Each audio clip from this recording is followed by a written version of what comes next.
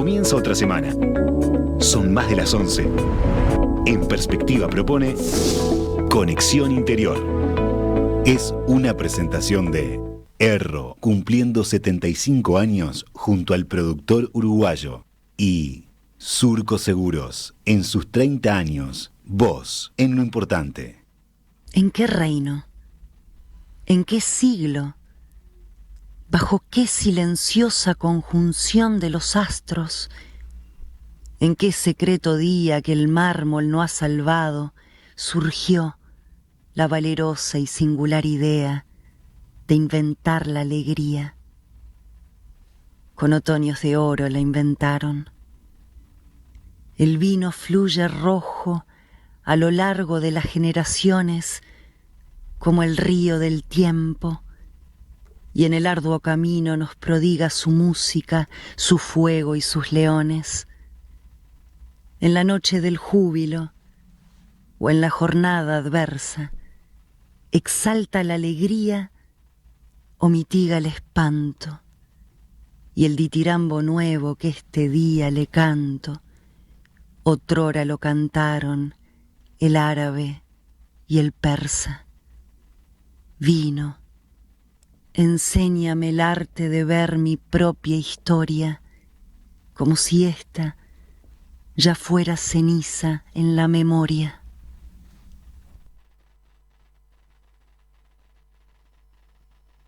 Escuchando de Soneto del Vino, estábamos escuchando de Jorge Luis Borges, interpretado por Maya Francia, ¿verdad, Carlos? Sí, colaboradora de Oír con los Ojos, el programa que hizo con Fernando Medina, el ciclo de Gigantes de la Escena.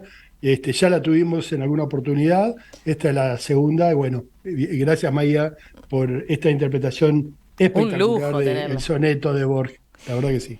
En este ciclo, Romina, de Conexión Interior, que vamos recorriendo los diferentes departamentos, llegamos a Canelones, ya en el programa anterior, hablamos sobre la producción lechera de lo que llamamos el Santoral, es la zona de Ruta 11, el eje de Ruta 11, entre Santa Lucía y San Jacinto, hacia el norte. Fue un programa más afín a lo que veníamos hablando de los temas de producción extensiva. Hoy nos vamos a meter en el mundo de la vitivinicultura, de los viñedos, de las bodegas, de producciones más intensivas, sobre todo en el departamento de Canelones, que hay muy bueno. Nos vamos por Ruta 8, cerquita de Montevideo, a la zona de Barros Blancos, Toledo, Pando, Sauce, Joaquín Suárez, donde se encuentran los viñedos que vamos a recorrer hoy. Joaquín Suárez es una ciudad de 6.500 habitantes, fundada en 1882, se encuentra entre Toledo y Pando, loteada por Francisco Piria. Ahí se encuentra la colonia Berro, conocida por su función en el INAU, y la cantera Granito, donde se produjo el mayor accidente laboral en la historia del país hace 46 años. El 1 de octubre del 77 se produjo un accidente con 14 muertos, que dicen que el estruendo se escuchó de diferentes barrios de Montevideo. Después tenemos a Sauce, que es una ciudad de 13.000 habitantes, fundada el 12 de octubre de 1851, entre poquito va a cumplir 173 años de la fundación. Y no se puede hablar de Sauce sin hablar de Artigas, los campos de los Artigas. En 1749 el Cabildo de Montevideo adjudica esas tierras a Felipe Pascual Arnal, es el abuelo materno de Artigas, que cuando fallece se lo deja en herencia a la madre de Artigas, y cuenta la historia que el prócer, el mejor de todos nosotros, hizo sus primeras aprendizajes de campo y de caballo en esos campos entre Sauce, Joaquín Suárez, lo que hoy es esa zona muy cerquita de Montevideo. Hoy se puede visitar lo que es la casa de Artigas. Revisando los personajes nacidos en Sauce, encontramos a don Carmelo Cabrera, el agrimensor de Aparicio Saravia, que ya hablamos de él cuando visitamos la bodega Subizarreta Carmelo, que en el casco de la bodega vivió don Carmelo Cabrera. Esas coincidencias que van, hoy volvemos a hablar de bodegas, volvemos a hablar de viñedos y hablamos de don Carmelo Cabrera, esas intersecciones entre los diferentes temas y zonas que a mí realmente me sorprende. Don Carmelo Cabrera, que era el que construía los puentes para que pasara el ejército zaravista, sobre todo en esta zona de Cerro Largo, construyó 3 puentes y tenía la misión de destruir los puentes por donde iba a pasar el ejército adversario, que era el ejército del gobierno. Cuando le mandaron a volar el puente sobre el Olimar, el puente de 33, él se negó porque dijo que ese era un bien de la patria y no se podía dejar aislado al norte del país al volar el puente sobre el río Olimar. Pasaron los años y cuando muere Aparicio Saravia lo traen en ferrocarril desde Brasil, y cuando pasa por el río Olimar frena el ferrocarril y le hacen un homenaje por no haberlo volado y tiran flores sobre el río y continúa el cortejo fúnebre del general Aparicio Saravia.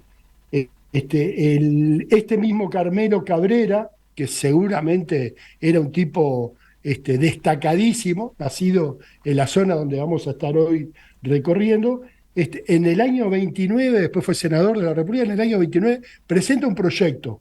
El proyecto era conectar Bolivia con un puerto en la Coronilla para sacar la producción de Bolivia y Paraguay por un puerto de aguas profundas en la zona de la Coronilla, tema que hoy se sigue discutiendo. Entonces, sin duda, era un tipo con una misión superior. Hablar de Canelones, hablar de Joaquín Suárez, es hablar de la vitivinicultura. La vitivinicultura en el Uruguay representa 5.900 hectáreas, 750 empresas, unos 1.130 viñedos, aproximadamente el 80% de las empresas menos de 10 hectáreas, eso está bueno recalcarlo. La variedad más importante es Tanat, que representa un 27%, se exporta el 70% a Brasil, unos 4.800.000 litros es la exportación total. Pero para hablar de vino, bodegas y viñedo, nada mejor que presentar al entrevistado de hoy, que es el ingeniero agrónomo Ricardo Varela Stellano, miembro de la 3ª generación de la empresa familiar Viña Varela Arranz. Es el invitado, con el invitado trataremos de meternos en el mundo del vino, de la historia familiar. Por eso le damos la bienvenida a Ricardo. Bienvenido a Conexión Interior, Ricardo. Ricardo, es un gusto tenerte en el programa de hoy. Buenos días. Para mí también es un gusto. Tenemos ahí además el fondo de pantalla, hace que estemos instalados, efectivamente, Carlos, ¿no? En la bodega, ahí recorriendo los viñedos. Después lo van a ver ahora a Ricardo y bueno, y por supuesto que les recomendamos que sigan la transmisión en video porque pueden ver las fotos también. Ricardo, a ver, empecemos con una especie de breve reseña, por lo menos sobre la historia de la familia Varela Arranz y cómo se da la historia porque de hecho tiene que ver con la historia de la bodega, ¿no? Así es, la empresa nuestra comienza con mi abuelo y un hermano de él en el año 1933, en una circunstancia en la cual, si bien su actividad principal era la actividad comercial, pero ellos eran de Las Piedras y tenían una vinculación muy grande con los productores vitícolas de esa zona. Todos sabemos que en el eje de la Ruta 5 es donde antes y hoy también se sigue manteniendo un porcentaje importante de los viñedos del departamento de Canelones. Así es, como entonces, ya digo, en esas circunstancias en las cuales había dificultad para que los productores colocaran su uva y la vendieran a quienes elaboraban el vino, ellos consiguen y crean lo que es la primera gremial de viticultores, el Centro de Viticultores del Uruguay, que existe hasta el día de hoy. Mi tío abuelo fue su primer presidente. Y bueno, y ahí comienza un camino en el cual al año siguiente se consigue la promulgación de la Ley de Fijación del Precio Mínimo de Comercialización de la Uva, que rige hasta el día de hoy. De los pocos productos que tienen un precio fijado, un precio tarifado, tenemos los combustibles, el boleto y no sé si hay algún otro más. la uva, la comercialización de la uva tiene un precio de forma de garantizar a los viticultores que eso asegure un mínimo de su rentabilidad. Así es como eso genera también el hecho de que existiera un precio fijo, algunas dificultades para colocar la uva, y entonces deciden formar una especie de cooperativa, diría yo, era un grupo de viticultores junto con ellos, que al no poder colocar, al no poder vender esa uva, deciden alquilar un lugar, una bodega y transformarla en vino, que es un producto mucho más perecedero. Así es como nace nuestra empresa, la digo, en el año 1933, que se llama Viticultores Unidos del Uruguay. Esa es nuestra marca desde ese año. Ya estamos cercanos a cumplir los 100 años. Y la historia del establecimiento pasa a formar parte de nuestra familia en 1944, cuando después, bueno, de ya digo 11 años que habían comenzado con el emprendimiento, algunos productores deciden volver al camino tradicional, que era vender su uva, y entonces ellos ya estaban embarcados y habían invertido tanto dinero como mucho tiempo en llevar adelante esto, y entonces deciden afianzarse adquiriendo un establecimiento que tuviera viñedos plantados en producción y una bodega. Así es donde se encuentran ese año, en 1944, con el señor Diego Pons, que fue quien fundó el establecimiento en 1888. Es uno de los precursores de la viticultura en el Uruguay. Estamos hablando de la misma época de Pascual Arriaga, Francisco Vidiela, Portal, Barsi, el propio Piria también, quienes deciden empezar a cultivar la vid, pero ya con una escala mayor que lo que podía ser el consumo más bien familiar. Entonces, ellos deciden comprarlo. Este señor Pons ya tenía 82 años y por motivos de salud no podía continuarlo. Y entonces, desde esa fecha, está en poder de nuestra familia. Como ya dijeron ustedes, yo integro la tercera generación. Y bueno, la cuarta generación también ya está trabajando, llevando adelante el establecimiento con este viñedo que tenemos acá en Suárez de 60 hectáreas de viña con la bodega, y también otro viñedo de 50 hectáreas que tenemos en la zona de Cuatro Piedras. Esto es cercano a la localidad de Progreso, justamente donde yo mencionaba hoy, en el eje de la Ruta 5, donde se ubican muchos de los viñedos uruguayos. Ricardo, algo de actualidad de hoy, en la bodega, ¿cuánto vino producen, cuánto dedican al mercado interno, cuánto a la exportación y qué tipo? Nosotros producimos aproximadamente entre 2,5 millones y 3 millones de litros de vino, de los cuales un 10% es lo que se considera la categoría BCP, vino de calidad preferente. Esto está en consonancia con más o menos lo que es la distribución del consumo de vinos en el Uruguay. Aproximadamente un 95% de los vinos que se consumen son vinos de consumo diario, lo que se llama comúnmente vinos de mesa, y el resto son los vinos de calidad preferente, y son los vinos tanto que se consumen en el mercado interno como los que se exportan también en un porcentaje que está en torno de 4 o 5%. Eso es un poco variable con los años. Nosotros participamos en volúmenes similares a eso que estoy diciendo, que es la realidad de la producción nacional. ¿Cuáles son los destinos de exportación de ustedes, Ricardo? En este momento, fundamentalmente, Brasil. Brasil es tanto para la bodega nuestra como para Uruguay el principal consumidor de los vinos, si bien también hay en otras partes del mundo, Europa, Estados Unidos, donde también son vendidos los vinos. ¿Atacando qué nicho? ¿Es de restaurantes de consumo de alto valor de poder adquisitivo? Indudablemente son los vinos BCP, pero ¿cuál es el objetivo y qué variedades? Sí, lo que se busca justamente es eso. Uruguay no es un país gran productor de vinos en volumen. Para eso tenemos a un vecino cercano como es Argentina, y además ese tipo de vino pasa a ser una especie de commodity, en el cual el precio del mercado lo fija aquel país que por sus características o por la situación de su producción puedan tener excedentes y entonces vuelcan grandes volúmenes a precios muy bajos.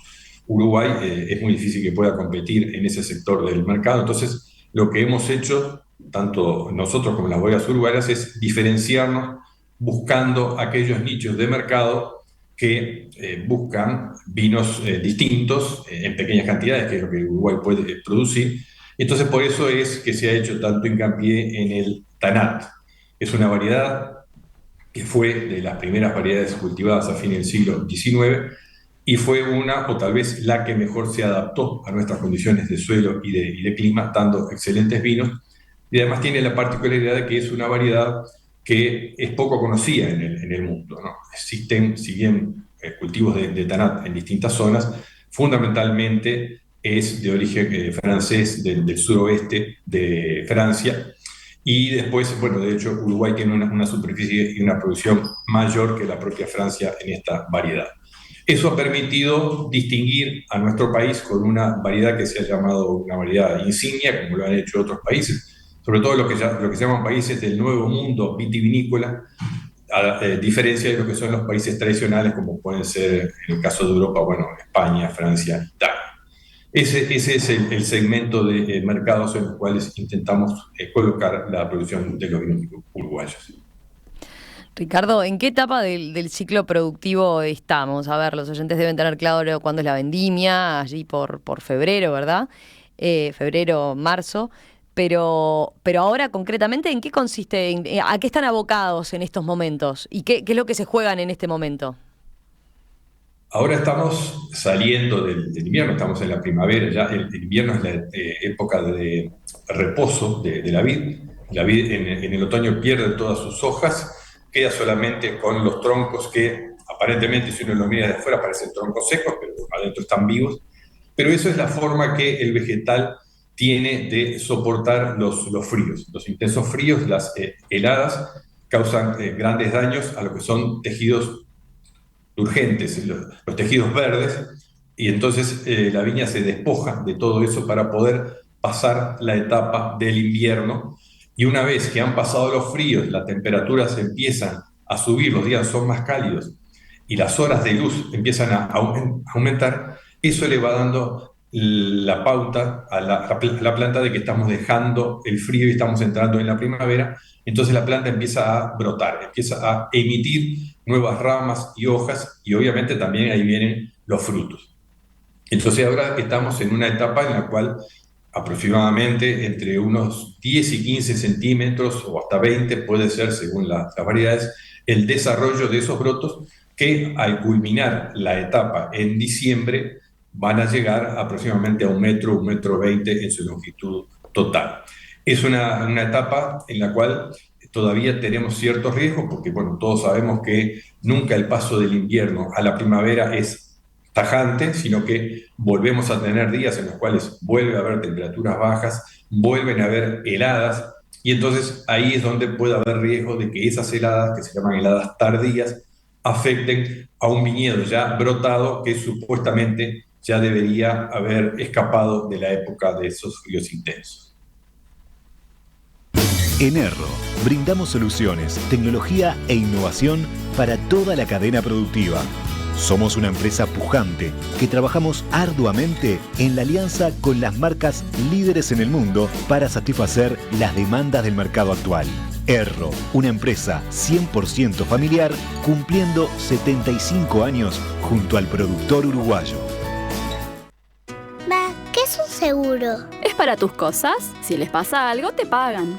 ¿Quién te paga? Surco Seguros. ¿Y qué cosas? La casa, el auto. ¿Quién más asegura en Surco? Los vecinos, sus cultivos del campo. ¿Y vos, Agüe? Seguro de vida desde mucho antes que vos nacieras. Se siguen sumando generaciones que confían. Cumplimos 30 años cumpliendo. Surco Seguros. Vos en lo importante. Atención a todos los agricultores, granjeros y ganaderos. Eficiencia Energética del Ministerio de Industria, Energía y Minería tiene soluciones muy atractivas para los productores del Uruguay. El programa de apoyo para tambos y hortifrutícolas eficientes les permite recuperar hasta 45.000 pesos. Y el programa de incorporación de bombas solares, recuperar hasta 25.000 pesos de la inversión realizada al implementar medidas de eficiencia energética. Pueden informarse y postularse ingresando a www.eficienciaenergetica.gov.uy o comunicándose al 2840 1234. Remate auspiciado Brangus, 12 de octubre, Estancia y Cabaña Verachí, de Ricor Sociedad Anónima, en la Cabaña Melo Cerro Largo. Remata Valdés y compañía. Carlos, ¿vos por dónde vas con tus preguntas? Sí, tenemos al invitado Ricardo, el ingeniero agrónomo Ricardo Varela Estellano, contándonos un poquito y enseñándonos sobre viñedos, bodegas, sobre vinos. Ricardo, en el verano pasado, que fue un verano extremadamente seco, todo el país, es más, Brasil, el sur de Paraguay y Argentina también padeció la peor sequía en la historia del Uruguay. ¿Cómo afectó a los viñedos de la firma de ustedes y qué resultado tuvieron después en la cosecha con las uvas que lograron después de ese verano realmente árido que tuvimos? ¿Cómo afectó y qué es el producto que lograron, qué vino lograron a partir de ese clima que tuvimos durante el verano? Una cosa que es importante mencionar es que la vid es un cultivo muy plástico. Es un cultivo que se puede adaptar a muy diversas condiciones de producción, tanto sea de régimen de lluvias como de suelo, de fertilidad. La vid se cultiva en lugares donde llueve la tercera parte de lo que llueve acá en el año, o donde llueve un 20 o un 30% más. Igual la vid se las ingenia para producir. Obviamente, el tipo de producto final, el tipo de uva que da son distintos, porque eso influye directamente sobre, fundamentalmente, el desarrollo de la planta. En el caso de este verano, no fue de los cultivos más afectados a nivel de la empresa nuestra, pero también fue un valor general. La merma fue de un 30% comparado con años anteriores. Lo cual es inferior a la merma que se ha producido en otros cultivos. Pero además con la característica de que, desde el punto de vista de la calidad, si se puede decir, es mucho mejor tener una escasez que no un exceso de agua. El exceso de agua trae problemas de dilución importantes de lo que son las características del jugo de la uva, además de que favorece el desarrollo de muchas enfermedades, sobre todo producidas por hongos, que hacen perder calidad y rendimiento. Por lo tanto, ya digo, si bien los rendimientos fueron menores, hay que tener en cuenta también que muchas veces nosotros mismos reducimos los rendimientos de las plantas, quitándole racimos cuando entendemos que no hay un buen equilibrio entre lo que es la capacidad de la planta de alimentar esos racimos y el número que la planta trae. Entonces, cuando tratamos de obtener la mejor calidad de la materia prima para hacer los mejores vinos, tenemos que justamente tener un balance en lo que es el rendimiento para favorecer que esa uva que la planta va a producir concentre la mayor cantidad de características de sabores y aromas que después van a estar en el vino. Así que, por lo tanto, puedo decir que si bien esa falta de agua causa cierto estrés en la planta, el resultado final ha sido unos vinos de muy buena calidad. Bien, perfecto. ¿Qué planes tienen a nivel lo mencionabas recién, ¿no? Son una bodega que tiene una historia familiar, ya involucrada la cuarta generación. ¿Cómo hacen ese relevo, ese pasaje de posta, digamos, y qué planes tienen a futuro?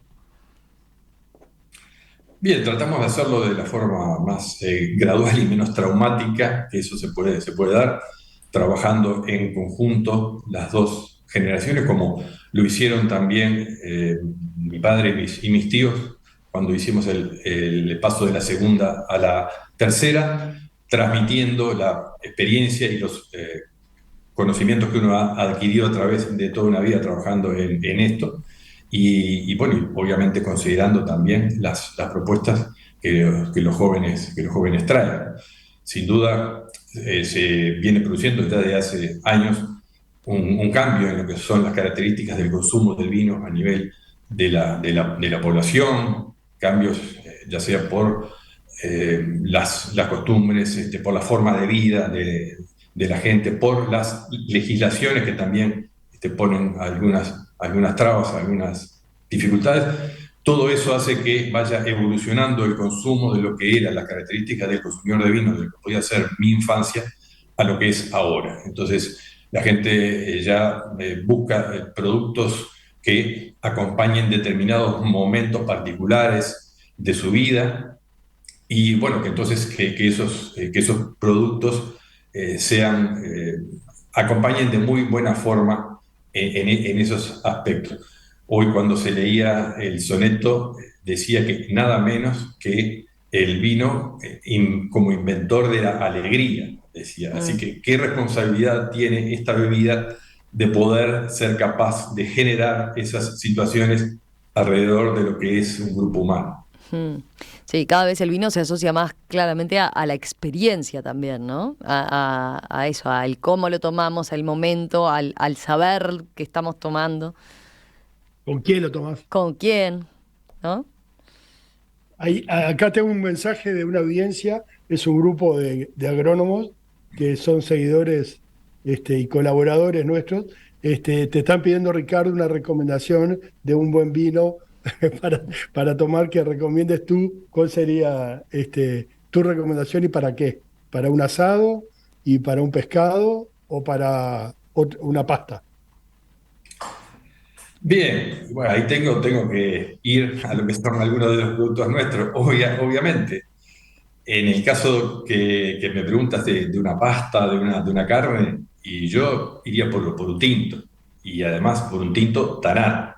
En ese caso estoy hablando del Open Cellar, un vino Tanat nuestro, pero con una característica particular que es su forma de elaboración, que es mediante la fermentación de la uva en una barrica de roble abierta, lo cual le aporta la complejidad del contacto con la madera, los taninos, de la madera que se amalgaman con los propios taninos de la uva, sin que por eso tampoco se pierdan las características de la fruta y de los sabores que la uva Tanat tiene.